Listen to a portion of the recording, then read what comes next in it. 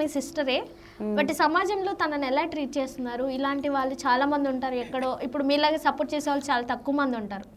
మీరు ఇంత ముందుకు వచ్చి మీడియా వరకు కానీ లేదంటే తనకి ఎంత లేదన్నా మీ సపోర్ట్ అనేది ఖచ్చితంగా ఉంటుంది. మీరు తిట్టుకున్నా కొట్టుకున్నా మీరిద్దరు సిస్టర్సే కాబట్టి. సో సమాజానికి ఏం చెప్పాలనుకుంటారు? ఇలాంటి వాళ్ళని చాలా బ్యాడ్గా ట్రీట్ చేస్తుంటారు, వాళ్ళ ఫీలింగ్స్కి అసలు వాల్యూ ఇవ్వరు అసలు. సో వాళ్ళకి ఏం చెప్తారు? మీరేం తెలుసుకున్నారు ఈ సంఘటన వల్ల? ఈ సమాజం ఎవరికైనా రెస్పెక్ట్ ఇవ్వాలి. ఫస్ట్ ఆఫ్ ఆల్ రెస్పెక్ట్ ఇచ్చి వాళ్ళు ఎట్లాంటి వాళ్ళన్నా మంచిగా మాట్లాడితే చాలు. ఇట్లా ఇన్సల్ట్ చేసి మాట్లాడొద్దు. సో నువ్వు ఇట్లా ఉన్నావు అని అస్సలు అనొద్దు. ఇష్టం ఉంటే మాట్లాడు, లేకపోతే లేదు, అంతే కదా. నీ ఇష్టంతో ఏం పని ఉంది? పక్కల ఇష్టం కూడా నువ్వు తెలుసుకోవాలి కదా. ఎవరిని ఏం మాట అనకూడదు. ఒక మాట నోట్లోకి వెళ్ళి వచ్చిందంటే వాళ్ళ పక్కలు ఎంత ఫీల్ అవుతున్నారో అది కూడా మనం అర్థం చేసుకోవాలి. నోరు ఉంది కదా అని ఇష్టసరంగా వాగకూడదు కదా. సో తిన విషయంలో మీరేం అంటారు?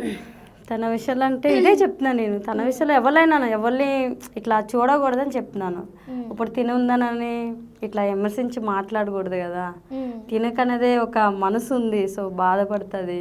సో తినకనేదే, సో తినలాగే వేరే వాళ్ళని కూడా ఎవరిని ఇట్లా అనొద్దు. బట్ ఇక్కడ ముఖ్యమైన విషయం ఏంటంటే తన కాళ్ళ మీద నిలబడి తను జాబ్ చేస్తూ తన స్టాండ్ తీసుకుని తనకు నచ్చిన జీవితాన్ని లీడ్ చేస్తుంది. ఇక్కడ అప్రిషియేట్ చేయొచ్చు.